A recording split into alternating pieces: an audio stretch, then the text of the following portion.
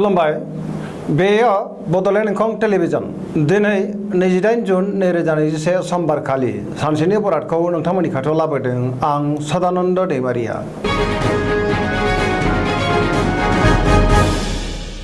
सिगां फरायनो लादों मेष राशि गिबि हांखो अ ल। दिनैनि साना जोबोर मोजां, गोसोआव गोबां गोजोननाय फैगोन, बयजोंबो मोजां सोमोन्दो थागोन, गुबुननि अनसायनाय मोनगोन, मोननो लुबैनायखौ मोननो हागोन। देहाया दिनै मोजाङै थागोन, अब्लाबो नाथाय जानाय लोंनायाव सांग्रां जानाया गाहाम। बहानिफ्रायबा मोजां खौरां फैनो हागौ। रांखावरियाव दिनै जोबोर मोजां होनजायो, आरजिनाय धोनखौ दोनथुमनो हागोन, मोननो गोनां धोनखौबो दिनै मोननो हागोन। बेफार फालांगियाव मोजां मुलाम्फा मोनगोन, न'खराव अनलायनाय फैगोन। बहाबा थांनांगौब्ला दिनै जोबोर मोजां होनजायो, मोजाङैनो दावबायनोबो हागोन, गुबुननि गोसोखौ गोरलैयैनो बोनो हागोन। समाजाव मान मोनगोन, मावनो लानाय खामानिखौ थि समावनो मावफुंनो हागोन। सोरबा गोजाम लोगोजों हरखाबै लोगो मोनलायगोन। जायखि खामानि मावा मानो मोजाङैनो मावफुंनो हागोन आरो जाफुंसारगोन। लाइमोनफोरनि गोसोआ दिनै जोबोर रमान्टिक जागोन, गावबा गावनि गोसोनि साननायफोरखौबो फोरमायलायनो हागोन। फरायसाफ्रा फरायनायाव मोजां फिथाइ मोननो हागोन। सरासनस्रायै दिनै साना जोबोर मोजां आरो मोजाङैनो बारग'लांगोन।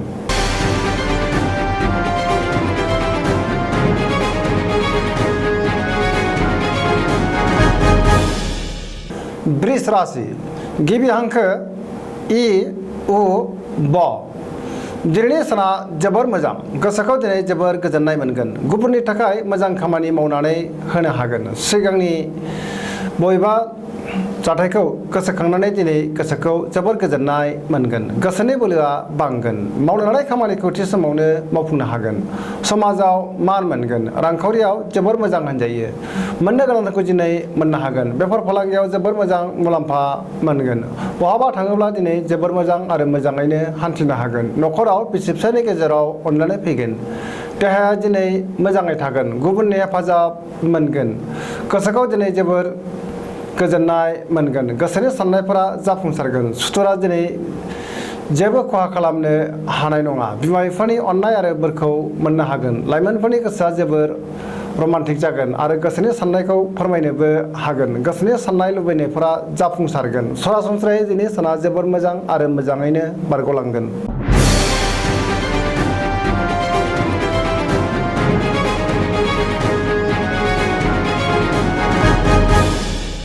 मिथुन राशि गिबि हांखो ख स। दिनैनि साना मोजां आरो गाज्रिनि गेजेरजों बाबेनलांगोन, गोसोखौ जोबोर गलाय गुजाय मोनगोन। देहाया दिनै बारा मोजां थानाय नङा, गोबां खस्थ' मोनगोन। देहाया मोजां थायैनि जाहोनाव गोसोखौ जोबोर गुलुं गुजुं मोनगोन। मावनो लानाय खामानिखौ थि समावनो मावफुंनो गोब्राब जागोन। रांखावरियाव बारा मोजां नङा, नाङा फाङा खरसाया बांगोन। बेफार फालांगियाव मोजां नङा होनजायो, गोबां खहा जानांनोबो हागौ। न'खराव अनलायनाय फैगोन, समाजाव मान मोनगोन, गोसोनि बोलोआ लोरबां जागोन। लाइमोनफोरनि गोसोआ दिनै जोबोर रमान्टिक जागोन, सोरबा लोगोजों बाख्नाय जागोन। फरायसाफ्रा फरायनायाव गोसो दुंखांगोन आरो मोजां फिथाइ मोनगोन।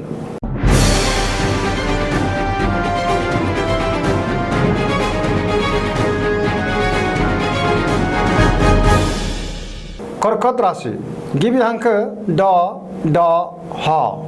दिनैनि साना मोजां आरो गाज्रिनि गेजेरजों बाबेनलांगोन। माबा मोनसे मुवा गोमाजानांनो हागौ। गोसोआ दिनै जोबोर उसुखुथु जागोन। मावनो लानाय खामानिखौ थि समावनो मावफुंनो गोब्राब जागोन। रांखावरियाव मोजां, मोननो गोनांखौ दिनै मोननो हागोन। बेफार फालांगियावबो मोजां होनजायो। देहाया दिनै मोजाङै थागोन, अब्लाबो नाथाय जानाय लोंनायाव सांग्रां जानाया गाहाम। गुबुननि हेफाजाब मोननाय नङा। न'खराव बिसि फिसायनि गेजेराव एना एनि फैनो हागौ। गोथों आरो गोग्गो साननो रोंनाय नङा। गोसोनि साननायफोरा देबारनांगोन। सोरनिबा सायाव गोबां रागा जोंफ्लांनो हागौ। गोसोखौ हमथानाया गाहाम।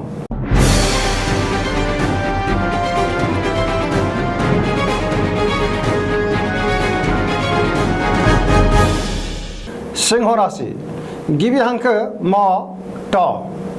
दिनैनि साना जोबोर मोजां, आया बांगोन, गोसोआव गोग्गो साननाय फैगोन। मावनो लानाय खामानिखौ थि समावनो आरो गोरलैयैनो मावफुंनो हानानै गोसोखौ दिनै जोबोर गोजोननाय मोनगोन। रांखावरियाव जोबोर मोजां होनजायो, आरजिनाय धोनखौ दोनथुमनो हागोन, मोननो गोनां धोनखौबो दिनै मोननो हागोन। बेफार फालांगियाव जोबोर मोजां मुलाम्फा मोनगोन। गोबां खामानि मावनो गोसो दुंखांगोन।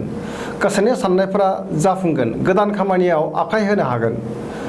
सोरबा लोगोजों बहाबा दावबायहैनो खाबु मोनगोन। न'खराव बिसि फिसायनि गेजेराव एना एनि फैनो हागौ। सांग्रां जानाया गाहाम। सोरबा लोगोआ गाज्रि नोजोर होखोमागोन। सांग्रां जानायनि गोनांथि दङ। लाइमोनफोरनि गोसोआ दिनै जोबोर आला खाला जागोन। फरायसाफ्रा फरायनायाव गोसो दुंखांगोन आरो मोजां फिथाइ मोननो हागोन।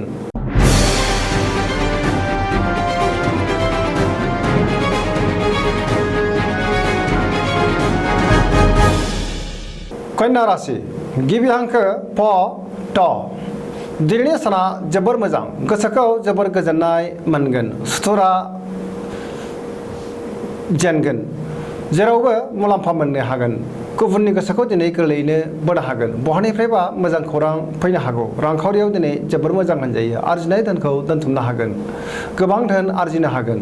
मोननो गोनां धोनखौबो दिनै मोननो हागोन। बेफार फालांगियाव दिनै मोजां मुलाम्फा मोननो हागोन। देहाया मोजाङै थागोन। अब्लाबो जानाय लोंनायाव सांग्रां जानाया गाहाम। न'खराव अनलायनाय फैगोन। सेंग्रा सिख्लाफ्रा गोसोनि साननायखौ फोरमायलायनो हागोन आरो गोसोआ दिनै जोबोर रमान्टिक जागोन। फरायसाफ्रा फरायनायाव गोसो दुंखांगोन आरो मोजां फिथाइ मोननो हागोन। धोरोमारि बिथिङाव गोसो दुंखांगोन।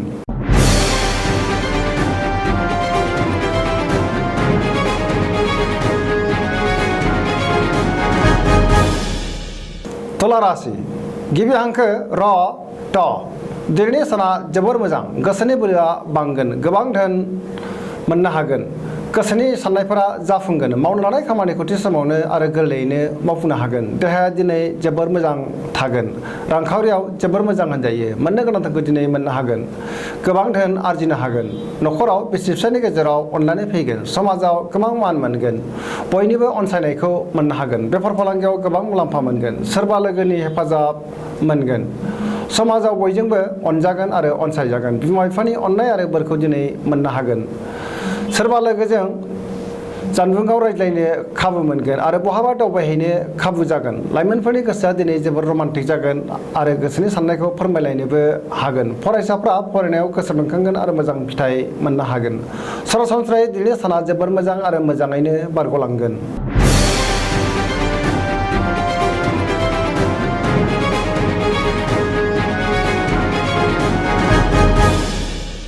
वृश्चिक राशि गिबि हांखो न स दिनैनि साना जोबोर मोजां। गोसोखौ जोबोर गोजोननाय मोनगोन। नाथाय गोसोआव मानिबा जाहोनाव गोनो गोथो साननायबो फैगोन। गोसोनि बोलोआ बांगोन। मावनो लानाय खामानिखौ थि समावनो मावफुंनो हागोन। सोरनिबा अनसायनाय मोनगोन। गुबुननि बाख्नायनायखौ मोननो हागोन। गोसोनि साननायफोरा जाफुंगोन। समाजाव मान मोनगोन। न'खराव अनलायनाय फैगोन। रांखावरियाव दिनै जोबोर मोजां होनजायो। बेफार फालांगियावबो जोबोर मोजां मुलाम्फा मोनगोन। देहाया दिनै मोजाङै थागोन। जेरावबो देरहासार जागोन। गुबुननि हेफाजाब मोनगोन। गोसोआ दिनै जोबोर रमान्टिक जागोन आरो गावबा गावनि गोसोनि साननायखौ लाइमोनफोरा फोरमायलायनोबो हागोन। फरायसाफ्रा फरायनायाव गोसो दुंखांगोन आरो मोजां फिथाइ मोननो हागोन।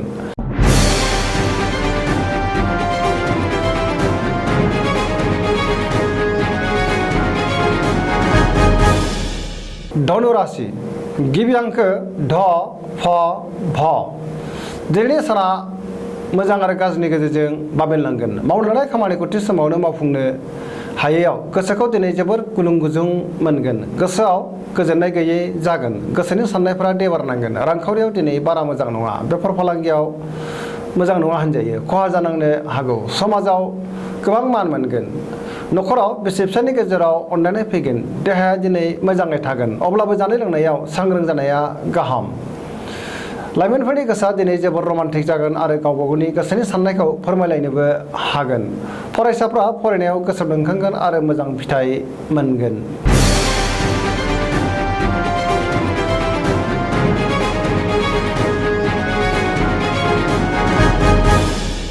मकर राशि गिबि हांखो ख ज दिनैनि साना बारा मोजां नङा।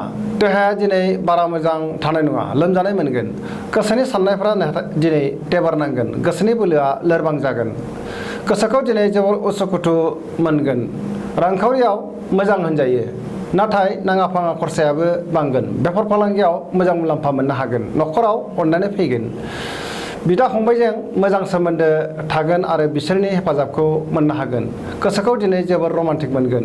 गोग्गो आरो मोजां साननो रोंनाय नङा। सोलोनि आंखाल जागोन। सोरबा लोगोनिफ्राय हरखाबै गाज्रि खौरां मोननो हागौ। नेगेटिभ एनार्जिनि गोहोम गोग्लैगोन। सांग्रां जानाया गाहाम।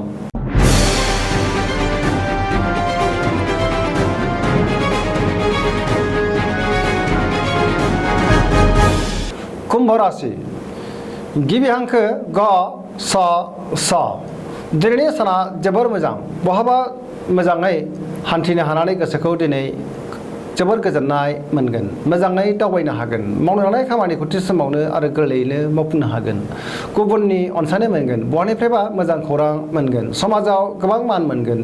सोरबा गोजाम लोगोजों बहाबा लोगो मोनज्लायगोन। रांखावरियाव दिनै जोबोर मोजां होनजायो। बेफार फालांगियावबो जोबोर मोजां मुलाम्फा मोनगोन। देहाया दिनै मोजाङै थागोन। न'खराव अनलायनाय फैगोन। गुबुननि हेफाजाब मोनगोन। लाइमोनफोरनि गोसोआ दिनै जोबोर रमान्टिक जागोन आरो गावबा गावनि गोसोनि साननायखौ फोरमायलायनोबो हागोन।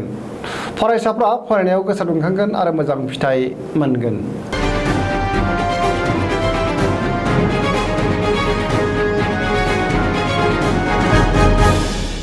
मीन राशि गिबि हांखो ड स दिनैनि साना जोबोर मोजां। बयजोंबो अनसायजागोन। गोसोआव रंजानाय फैगोन। गोसोनि साननायफोरा जाफुंगोन। गोसोनि बोलोआ बांगोन। देहाया दिनै मोजाङै थागोन। अब्लाबो नाथाय जानाय लोंनायाव सांग्रां जानाया गाहाम। रांखावरियाव जोबोर मोजां होनजायो। अदेबानि खरसायाबो बांगोन। बेफार फालांगियाव जोबोर मोजां मुलाम्फा मोनगोन। गुबुनजों अनसायजागोन। न'खराव अनलायनाय फैगोन। लाइमोनफोरनि गोसोआ दिनै जोबोर रमान्टिक जागोन आरो गावबा गावनि गोसोनि साननायखौ फोरमायलायनोबो हागोन। पजिटिभ एनार्जिनि गोहोम गोग्लैगोन। फरायसाफ्रा फरायनायाव गोसो दुंखांगोन आरो मोजां फिथाइ मोननो हागोन। सरासनस्रायै दिनैनि साना जोबोर मोजां आरो मोजाङैनो बारग'लांगोन। दिनैनि राशि फरायथिनाया एसेनोसै। जोबनायाव बेखौनो खावलायो जाहाथे नोंथांमोना सानफ्रामबो जोंनि बे बड'लेण्ड इंखं टेलिभिजनखौ नायबाय थायो आरो साबस्क्राइब खालामो। एसेनोसै। गोजोन्थों।